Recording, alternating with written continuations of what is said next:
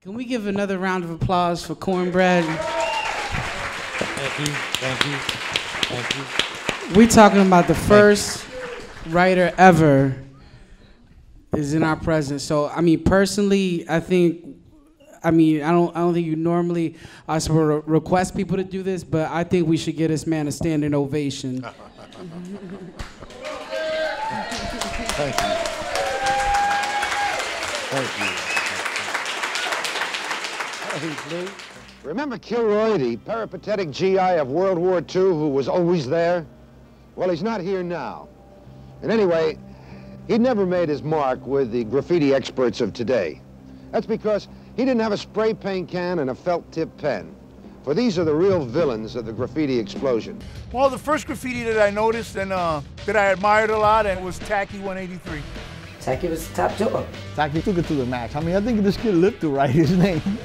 I didn't start it, but I was just the next step. The boy got up. There's no denying that every place you look, you wouldn't see Tacky. You could walk 40 blocks and see my name on every pole. Park Avenue, Lexington Avenue, Madison Avenue, Sutton Place, all the cross streets. And it just hit them all. And your name would be there, and people would say, how did you write it and nobody saw it? That was the big mystique of graffiti. After Tacky was everywhere, there was an explosion of taggers. We were just having fun. You know, cops chasing. You know, it was a cat and mouse type thing. It started out as fun. It was an escape route. We wanted to be known.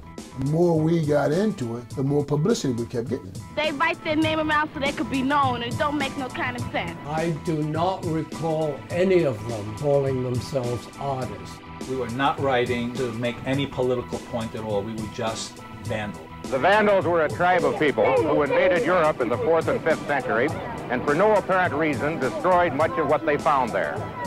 Sometimes it seems as if the Vandals live again and have invaded the United States of America. When the police officers learned that I was in custody, all the cops started coming to my cell asking me for an autograph. But the birth of graffiti was conceived in Philadelphia, not New York. Yeah. Yeah, the documentary has some ambiguity, but there are receipts now. Come on. Yeah, and can I also say, all these people who y'all look way too young to be doing graffiti in the 60s and 70s, so y'all gotta tell me about what y'all eating and stuff, because I need to do that. Man, y'all look younger than me. I'm doing the wrong stuff.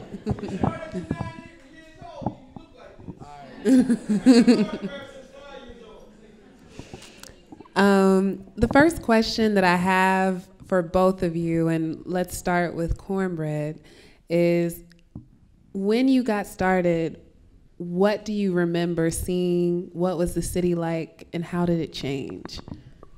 There was no graffiti. There was no graffiti. The only graffiti that you seen was gang names. Gang members wrote their name on walls to identify their turf. And I was in reform school with a lot of gang members. And I used to write love letters for the gang members to their girlfriends. And I established a rapport with them. And as a result, I was able to write my name beside their names in the reform school with nothing said about it. But I took it to the next level. I wrote my name in the bathroom, the administration, the cafeteria. Can you hear me? I wrote my name in the cafeteria, in the bathroom, in the school, the blackboard. On an elephant? Well, I hadn't got to that yet. I wrote my name all over the infrastructure of this juvenile institution. And I had the institution talking about me, and they gave me an ultimatum to clean it off or go to the hole. And then to find disorder that I had, I said, take me to the hole. And when I came out the hole, the gang members like really applaud me. Cornbread, you get out, come down that way and drink wine with us. When I came home, I used to go to all the gang members' neighborhoods and drink wine with them and write my name. I never caught a bus going anywhere. I walked everywhere, and I wrote Cornbread everywhere. And it wasn't long after when I came home, my grandmom died. And then 2 years later, my mother died. And I really didn't have anyone. And to mask the pain, I used to write my name everywhere so that I wouldn't suffer. And I was going to work one day, like I said, working in Bisco, and reading the newspapers, and it said the newspapers, Cornbread shot to death. It's page 3. I turned to page 3, and it read the fantastic career of Philadelphia best-known graffiti artist, came to a violent end Sunday outside a hotel and bar. I'm reading about my own death. That became a prescription for disaster. And I knew I had to do something amazingly bizarre to snatch the public attention, to let them know that I still exist. And I had pondered countless possibilities, and I came to the conclusion to go to the zoo. Why? Because the zoo is a tourist attraction. And I know if I wrote my name somewhere in the zoo, they're going to read about it. So I went to the zoo, and I'm watching the zookeeper shower down the elephant with the water hose. I watched the zookeeper take the rake and rake up his waist. I watched the zookeeper make human contact with his elephant. And I concluded if he can touch his elephant, so can I. He was holding the elephant's trunk. The elephant had been in captivity for so many years, became domesticated, tame. And he allowed the human contact with him. And I seen him touch the ears, the trunk, and just make contact with his elephant. And the third day, I got enough heart to do it myself. I went to the zoo, came to the back of the fence. I came down to the conclusion we was at, and I hopped into the pit, and I walked up to him. I took the spray paint off, and I started shaking them. And the elephant turned around, and he looked at me. And he didn't do anything. My life was not in jeopardy, and I walked to him, and I wrote, corn, bread, lives. And I ran to the other side, I wrote, corn, bread, lives. So I came out the pit, and I started walking away, and I looked at the zoo, and I went off. I started writing on the concession stands, the benches, the tables, and everything. I just demonologized the zoo. I'm coming out the zoo, and when I get to the turnstile to come through, all these park cars pulled up on me. We got him, and locked me up and put the handcuffs on me and took me to the police station. And the whole time I'm in a holding cell, the cops was coming down like, which one of y'all was Cornbread? I said, here, kid, give me an autograph. And this is like all day long. I said, wow, I'm liking this. So I go to court, and I'm going through the hallways, went to the courtroom, and everybody was well-wishing me like, I'm like, well, what has happened? Little did I know that the media had created a monster because they kept promoting me, kept putting me in there, and they was talking about me a lot in the newspapers. And the more they talked about me, the more I wrote. So I knew that if I wrote on bizarre things, the media would print about me in the newspapers. And Georgie Woods announced on the radio that the Jackson 5 was coming to the Philadelphia to do a show to battle the Jackson 5 at the Uptown. And I goes down to the zoo. It was like a publicity stunt. If you wanted the autographs, come to the international airport. And I goes down there, maybe 60 people. And the plane comes in and idles, about 15 minutes.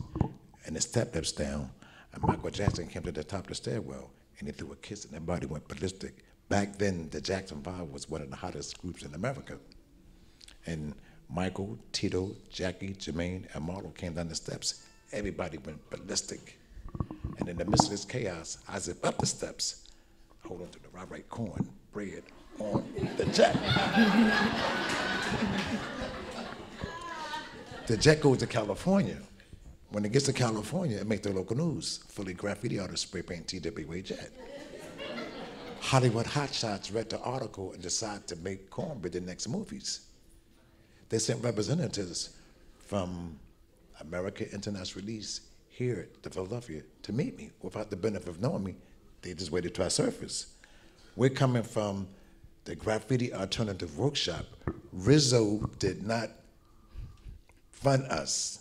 Mayor Tate did not fund us. Mayor Green did not fund us. We tore the city up. Graffiti went on unchecked in the city for 17 years, right? And when I met the representatives, they made a proposition to me about the movies. I guess a lawyer. Well, I guess the lawyer, they wanted to know who was the lawyer and why he's here. I said, he's my legal counsel. They said, no, our counsel is the legal counsel. I said, well, your counsel is legal counsel for you, and my legal counsel for me. He said, don't work like that, Cornbread. Our legal counsel runs everything. I didn't play ball with them. And after 3 weeks, they left and went to Southside Chicago, changed the location, changed the plot, and changed the characters. Guess what the name of the movie was? That's right. When they met me, Earl said, if you're gonna make a movie about Cornbread, I want to be in it. Well, who are you? My name is Earl. They call me Cool Earl. Well, keep that in mind. And that's where the Cornbread will come from. Everything will change. Rob, how about you? So I grew up in the 90s, and you know, one of the things that I've realized going through school is there's this incredible story called The Invisible Man by Ralph Ellison, and it's the story of someone physically being in a space but not really existing, and other folks not interacting with them. And I think that was my truth, my reality for a long time.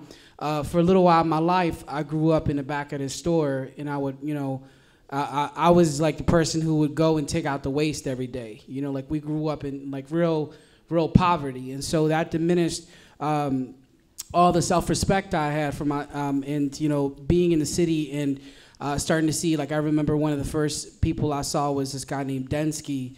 And then my brother, he came out and he said, you know, his tag name was Maz. And so what I realized was, you know, my cousins all were graffiti artists at night. And I was so afraid to go to school. I just seen so much violence in my life. You know, I've seen people be stabbed, and, you know, I felt fear for myself. And so I started hanging out with my cousins doing graffiti just so that I could have that protection. But I didn't see it as an art form. And just to give you guys an idea, you know, even in the 90s, when I was going to school, the first day of school, my high school, my teacher hands me a book and she says, just write down word for word what's in here. So if anybody looks in this classroom, it looks like you're doing something. So that was my education, right? So even though I was doing graffiti, it was really as a social thing. And my graffiti is so different than a lot of the stuff I see today. Like when we was doing graffiti, we would have to, you know, sweep syringes out the way, because this was, you know, right after the crack epidemic, and we'd have to wait for prostitutes to do their thing, you know, before we went into that same space. And so, you know, one of the things that I think about quite a bit is when I started to go to college, it was really because, you know, I didn't see any way out. Like I grew up in this family with 57 first cousins, and all the men, you know, at some point or another was in prison. And so, you know, when I decided to go to school, I wanted to go for something that I didn't have to write for, because I had a poor education in Philadelphia. And so for the longest time, I was working, and, you know, I would hear a lot of noise happening in the ceramic studio. And what I realized is all the people needed the equipment, so they would physically be in the pottery studio all the time. And that same sort of socialization that I went for in graffiti was what I was looking for in ceramics. And so years later, I found myself still working in clay. And, you know, one of the things that's really important for a lot of folks to know here, the people that stood up and that Cornbread named, and Cornbread himself, these people are responsible for thousands of careers and thousands of lives. You know, for myself, I wouldn't be where I am if it wasn't for you. That's right. And there's a lot of in between. So I just want to, I'm really just here. Just so you guys know, I'm a tenure track professor at Tyler School of Art. I've worked in the Philadelphia Museum of Art. I have worked in LACMA. I work in a lot of places, and literally I would just be what I was, a security guard at the place across the street, opening doors for people, if it wasn't for the work that you guys did much early on. And so when I was in college and I was around all these white faces, I was trying to be like them. So I was trying to make teapots. And, you know, I didn't really grow up in a place where people drank tea. You know what I mean? It's not like you in the hood and somebody come over and be like, yo, what's up? You want some tea? You know, so I was trying to figure that situation out. And after a while, I realized that I was always trying to hide where it is that I was from. I was afraid to show that I was from a poverty-stricken area, that I was from an area that, you know, that had a poor education. So anyway, I winded up figuring out that really graffiti is part of my lineage. Graffiti is part of my heritage. And so a lot of the work that I do today is I look at histories like the history of Chinese porcelain, the history of Greek pottery, but intersected within that is the history of my heritage, and graffiti is a distinct part of that. And so graffiti isn't just an art form, it's now a part of our entire, for me, my DNA and my history. You know, so when I make an arrow and I have that on a pot, the same way that somebody 2,000 years ago, you know, painted a flower with that same sort of vertical sweep and line, it really connects me to this longer history. And so I met one of my idols recently. It is named Malcolm Mobutu Smith, and he's a graffiti artist turned ceramic teacher. And one day I got a magazine and I saw him on there, and it made me think, you know, I could have a career in the arts. Because look, there's a black man who's teaching at a college. And when I met Malcolm and I started talking to him about, you know, the history of graffiti, you know, he said the reason why he started was because of this guy named Cornbread in Philadelphia.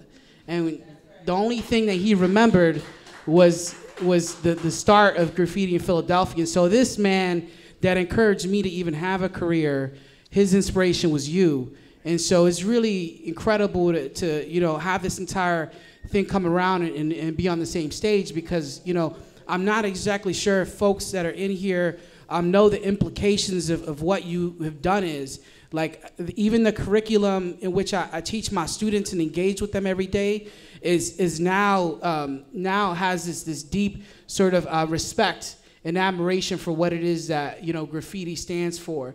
It's about, like, being able to fight back if you don't have art in schools.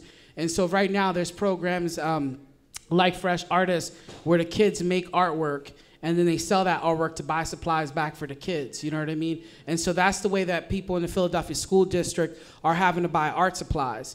And you know, the truth is graffiti was the only art form that we had, visual arts. Hip hop, rap was the only sort of music class that I had. So I grew up doing hip hop. And so now in my life, I see a lot of the things that folks will see as defects as effects. So that's really my history with graffiti. Can I just share one quick piece with y'all? So I want to share, I mean, since I'm in front of this legend, I want to share a piece I wrote about art, and specifically being here in Philadelphia and growing up in this Philadelphia school district. So when you cut the arts, baby, you cut the heart strings off the body that freedom rings. If you cut the arts, the fun war, what are we fighting for? You tell me to paint houses, but not to paint no canvas. You rather see me in encampments than exceeding on a campus. Without art, how you gonna dance when they ace that math test? Who's gonna sing your praises when you get that high mark? Without art, we're prone to draw guns, apt to sing war cries, dance around the issues. You wanna stop violence? Pick up some violins. You see, those who draw good be the last to draw blood, and those who throw pots were the last to throw shots. So when you cut the arts, baby, you cut the heart strings off the body that freedom brings.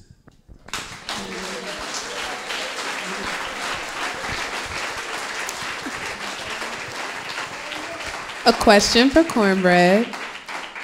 What has it been like over the last, now 50 years, right? Watching something that you started evolve in all the directions that it's gone into around the world. I would like the graffiti artist, the graffiti writer, to be part of the awards. Like they have awards and BET awards, because we are the first element of hip hop. That's right. Before us, there was nothing. I mean, you had the gangs, you had the drugs, you had, you know, a lot of subculture things going on. But we wasn't part of it. Many of us became part of this because we refused to be involved with the drugs and the gangs and the killings. I mean, for that part, that's what I was about. Having said that, I want to thank a lot of you people who came out tonight. I see a lot of familiar faces. I emailed a lot of people. I tried to promote it as best as I could. I wasn't expecting this turnout because I kept telling that, you know, I feared the turnout to be low, but I thank you all for showing up. Thank you very much.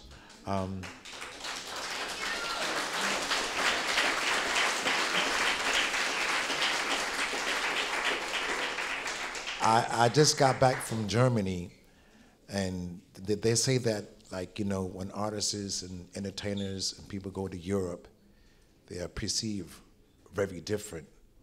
You won't know it until it happened to you. I've never been treated so respected in all my life.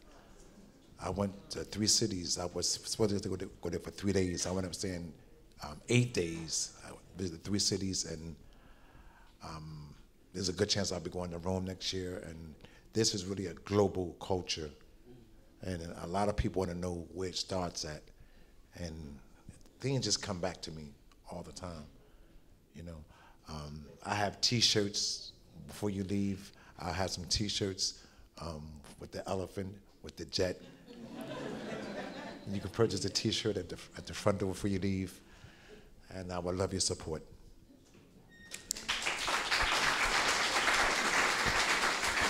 So what I would like people to do is I would like folks to start evaluating art and have a currency for innovation. So I almost see artists as every artist is trying to make $1, right? So right off the bat, you Cornbread, you already got $1. You created this damn thing, so you got $1, right? Some of us have a talent. Like some of us, we can make somebody look realistic, right? So maybe that's worth 50 cents. Maybe if you got something real good to say with your artwork, maybe that's worth $0.25, right? So I feel like in a field like ceramics, for example, I could go to a conference of 6,000 people and meet like 3 or 4 people that's black. So when that person makes a cup or makes a pot, for me, the fact that they have that distinct experience of knowing what it is to live a life with you being constantly discriminated against and looked at a certain way because of your looks, and they make a pot, that's worth something. You know what I mean? And so one of the things I hear a lot about hip hop and graffiti is folks will evaluate artists, some of the innovators of our field, based off of what's happening now and what they see in front of them now. But what they don't realize is those things wouldn't exist without the predecessor. So you have to be able to look back and say, these folks were making this stuff and they were coming up with it.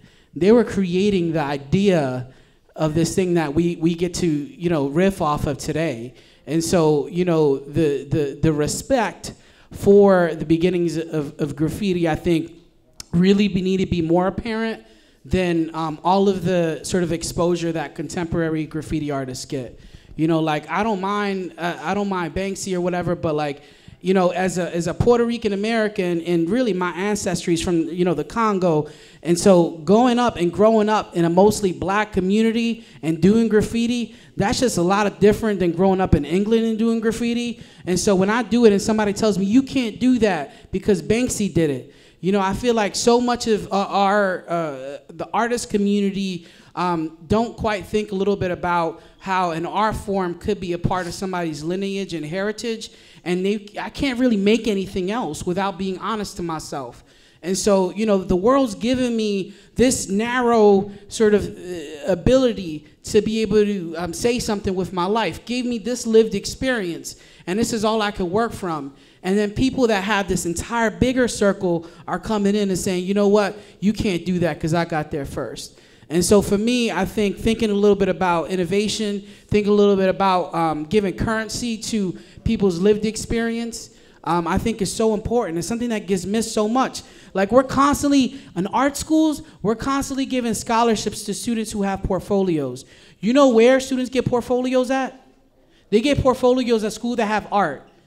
How many black and Latino students you think in the city of Philadelphia have art in school? So if they decide to go for something like art, you know what happens? They're the ones who are paying for it. So the kids that grew up with art, they don't have to pay shit. And then the people that grew up without art, we got to pay. So that's the reason why we don't have that many people in the visual arts that are people of color. And so I think paying homage to those distinct experiences, I think, is really incredibly important. Yes, applause for that. One more question for both of you, then we're going to open it up for a bit to the audience. So this event, we came together as part of a series to talk about graffiti and social change.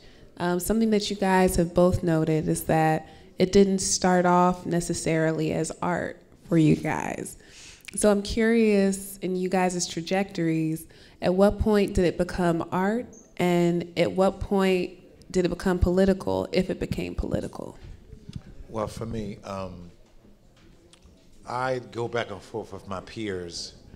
You put the mic a little bit. Can you hear me? I go back and forth with my peers because as a youngster, I was a wall writer. But I get so much rhythm from the world that they pays me to come and appear. I consider myself an artist, you know. It's political now because the way it is, it's like we're easy to be exploited, very easy to be exploited. I mean, you got people that got money, they're making investments, and then like wall writers, you know. A lot of people who you seen in that film tonight didn't get paid. The people who made the film got paid, and they still get paid to today. And in regard to the artists, I'm an artist. I'm a born wall writer.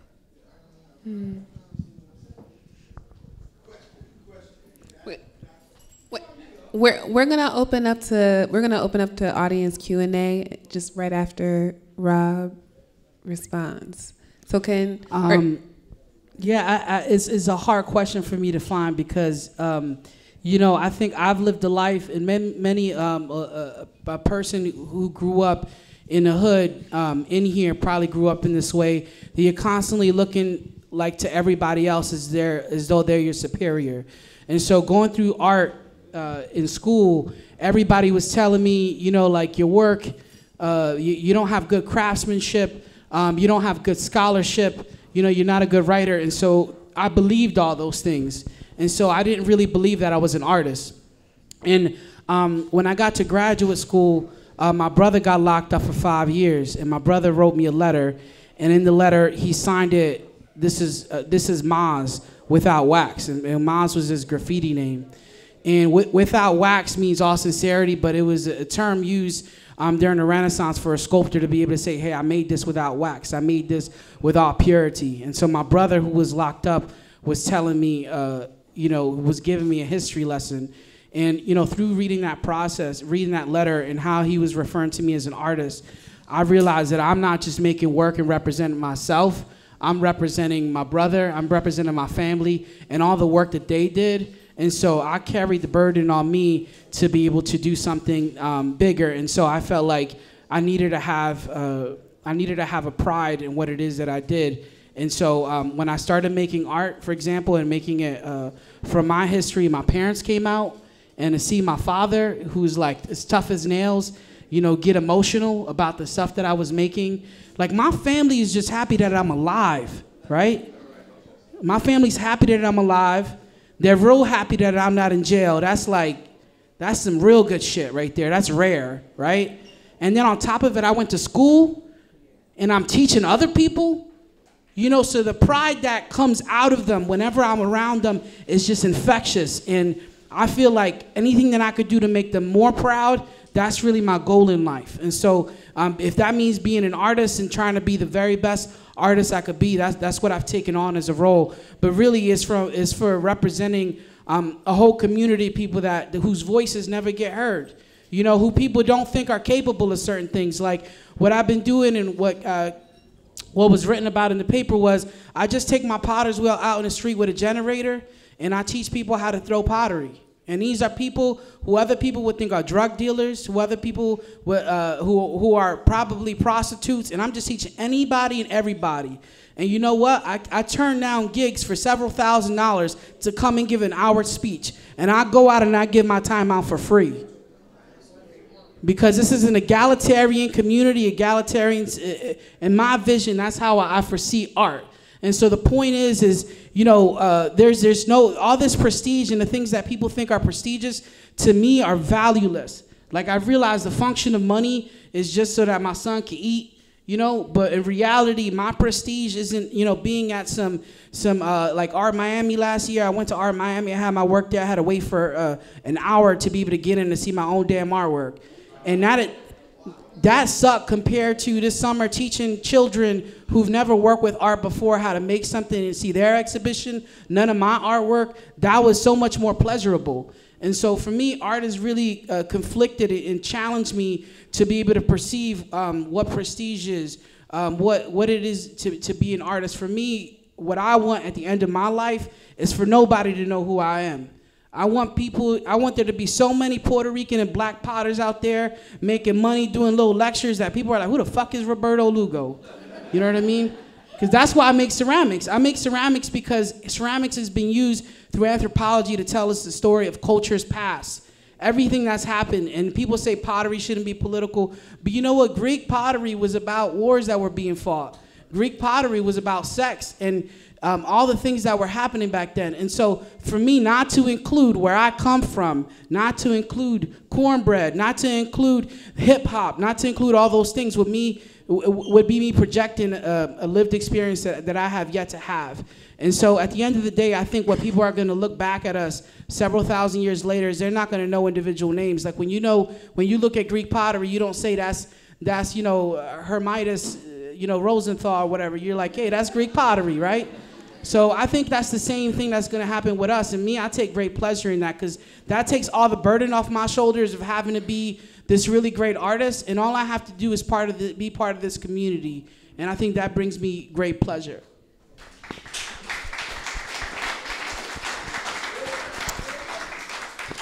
All right. So we're going to do 10 minutes of audience Q&A. There was someone who had a question. Are you still in the room? Could you maybe, he's coming down? Okay.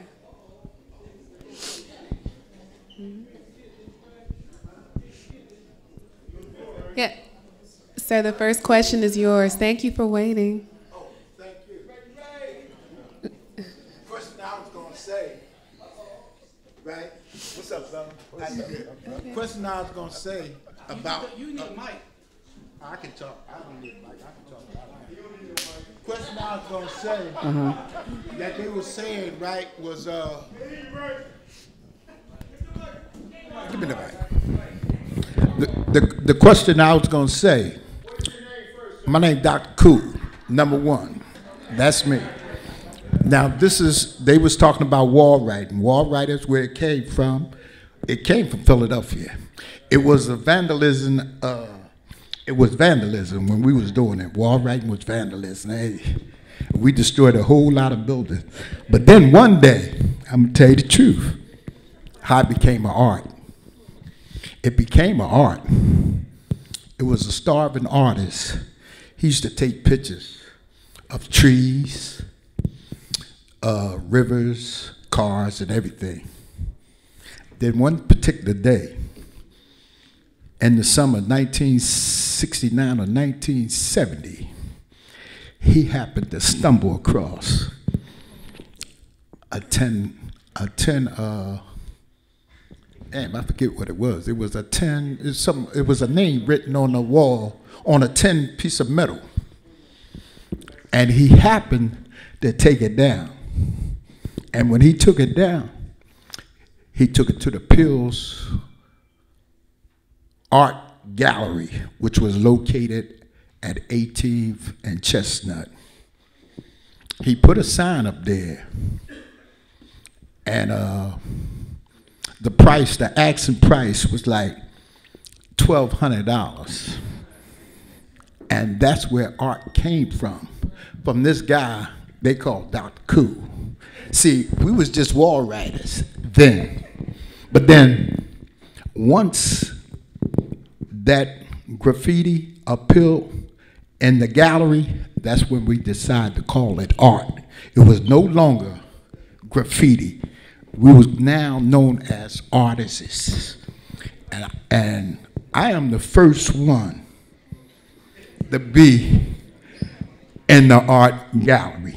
That's all I had to say.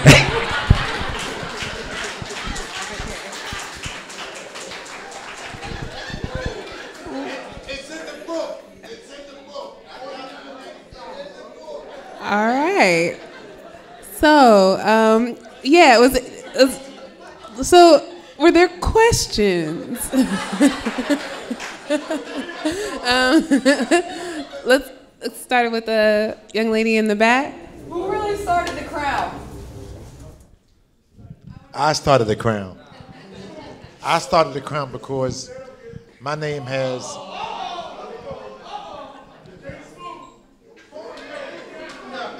I started the Crown because my name has 9 letters in it. No. And Titty, my partner was Titty. And by the time I write my name Cornbread, hey, Smooth. By the time I would write my name Cornbread, Titty would write his name 4 or 5 times. I wrote my name real big and real legible. You couldn't miss it.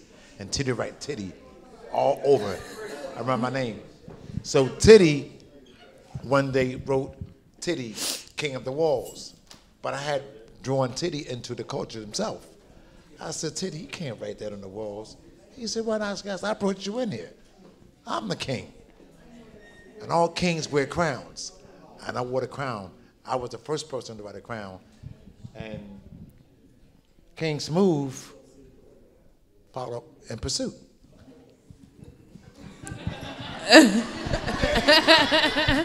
Okay, wait. Kind of, sort of. What would the king do with the name King Smooth without a crown? Cornbread. All right. We have some disputed history. Are there any other questions? All right. This woman right here with the.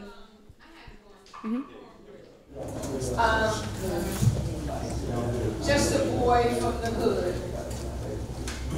You were a pioneer in the sense that you walked into what you had never imagined and accomplished it. You really did. You were a pioneer. We followed you in my family. My husband is Worm. So he followed, what you were doing. But it was graffiti, but it was places where no one could imagine a human being could actually get there.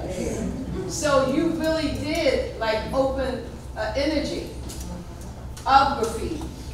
And so, you really, you are, I know they take that lightly when they say pioneer, but you treaded in an area where no one had ever been. And for that, you deserve to be called a legend.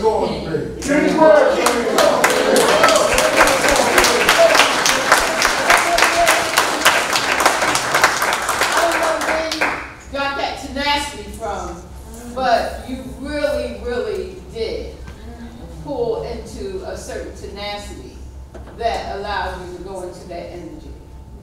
Well, my response to that is I would have eventually grown out of that, but if it wasn't until Cornelius Hosey got killed. Cornelius Hosey, everybody called him Corn, short for Cornelius. And when Corn lay dead in the street, the media erroneously announced my death. They thought the corn for Cornelius was the corn short for cornbread, and wrote my death. And I knew that to bring all this writing I had done, I had to bring it back to life. I wasn't gonna let my reputation go to Corn's grave. And I had to do something bizarre. Had Corn never got killed, I think I would have eventually grown out of that. But well, that's where it started. That's where it started at. And when I found out how easy I can get in the newspaper, see, I love to read about myself in the newspapers. And that was only passed down through the generations, When I wrote on the elephant, they talked about that. Then I wrote on the jet, they talked about that. Then I wrote on some cop cars and paddy wagons, but they didn't promote that because they didn't want a copycat effect. Do you know where the clothespin is at downtown? Well, right behind the clothespin is a big bank, a skyscraper. That building was under construction. I was coming from the Fox movies, and I never went anywhere without spray paint. So when the movie's over, I'm walking by this construction site, and I looks up, and I see this building under construction, so I come over the fence. and I went to the shaft elevator that takes the material to the upper floors, and I pushed the 44th floor. And I went all the way up to the 44th floor on this massive slab of concrete. I wrote Cornbread, and that's probably still it to today. That was publicized. The elephant was publicized. The jet was publicized. But the cop cars and paddy wagons was not publicized because the police didn't want other teenagers going around writing on their vehicles. And that's been passed down through the generations, you know, and that's what I am. It was the media who created me. And other teenagers used to read about me, and they thought that, well, if he can do it, I can do it. And that's when Philadelphia became the graffiti capital of the world. It wasn't New York. When that movement migrated to New York has is the media capital of the world, and anything they do is magnified. Not only that, but during that era, the teenagers in Philadelphia underwent a unique experience unlike any other city in America. We're talking about close to 150,000 teenagers involved themselves in a social uprise. We adopted college fraternity names to identify ourselves, right, Blue? Right. And we would do it clubs all over the city, and that we replaced the gangs, and that was the movement. And when that movement migrated to New York just put a better spin on it and called it what? What you write? Hip hop. They called, there you go. They called it hip hop. We John Noel and Keith Barry came over here from Europe to talk about graffiti. Shit, back then was graffiti. What you write? Right.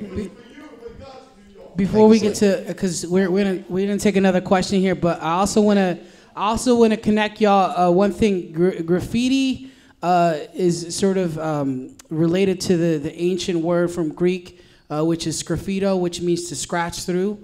So during the Greek culture, when they made the pottery and they would scratch through it, it was graffiti, and so I love that we still have that connection. You said there's a young woman over here that has a question. We have time for one more question. So we're gonna take this gentleman right here. Who you? First of all, I want to thank Cornbread for mentioning the guys and the guys' names and stuff like that there, because the history of graffiti and wall writing started with a lot of these guys who don't even get recognition. Who were some of the first writers. I started back in 1968. Some of them guys up there were the same way. 67, 68, and we're not rich. We didn't look for glory back in the day. We were just vandals. Okay? And Cornbread, every last one of us looks up to him because he's our leader, the king, first writer. Unofficial leader. He's getting the accolades around there he should have got many years ago. And I'm glad it's been bestowed upon him while he's alive, instead of being martyred when he's dead. So he carried us, and somebody is representing us. Okay. So we have time for one more question. I don't know. Oh, okay. All right, sir. Last question for you. So an actual question. Have any, when was the last time any of you writers actually? That's a good question. I wrote my name in Germany.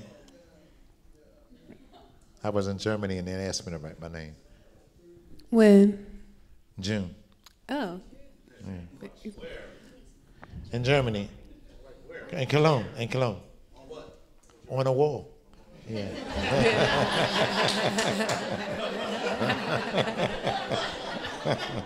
I gotta be careful answering that question just because I teach at a college and I like my job. So, but I would say officially, probably the last time that I actually drew graffiti, I did this piece in Philadelphia called Ghetto is Resourceful, where I'm trying to like change around. I think a lot of times when people hear ghetto, they think, you know, about something bad. But for me, it means like resourceful. It means somebody who could like make something out of nothing. And so I went back to where I came from, and I took out, I dug a bunch of the dirt, and I cleaned out all the needles, and I made clay out of it, and then I threw pottery with it, and I drew a crown, and I made pots, and then I took those round pots, and I dotted all the crown with these round dots. So I think that's the last time I officially made something permanent outside.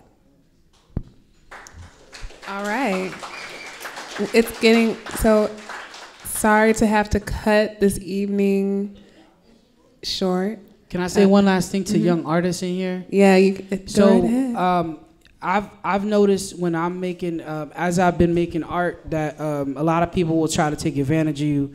A lot of people are gonna, a lot of things happen when you start to get some notoriety in the visual arts. And so I have, you ever hear of Biggie Smalls, the 10 Crack Commandments? Yes. I wrote me 10 Commandments of being a working artist. So I thought that might be a good way for us to like put the I on the cross the T. Is that what they say? Dot the I's and cross the T. All right, word. So number 10, look, watch how you make your ends. You see cash can buy Benz, but it can't buy friends. And 9, keep your ambition in line. If you always looking forward, you can't buy back time. And 8, you might have to see some hate, because most things that you make, nobody relates. And 7, look, watch out for dudes named Kevin. They gonna come in different names, offer you big fame. You trust in the wrong people, that brings you big pain. And 6, look, you might have to take some licks, but there's a limit to that, son. Don't take no shit. And 5, nobody's more important than your wife. Ignoring loved ones brings you big strife. And 4, this rule you can't ignore. Believe in yourself, man. Of this I'm sure. And 3, look, this rule has got to be key. Being bitter is expensive. Being kind is free. And 2, look, just forget everything you knew, because all you know-it-alls, you learn nothing new. You see people going to try to rank you. Believe this, my friend. It don't matter how long it takes for you to get to the end. If you keep making ones, this world's going to see you a 10. The end. I'd like to say one more thing before you leave. I thank everybody for coming tonight. Get your T-shirts on your way out. Yeah. Thank you, everyone. Thank you so much for coming.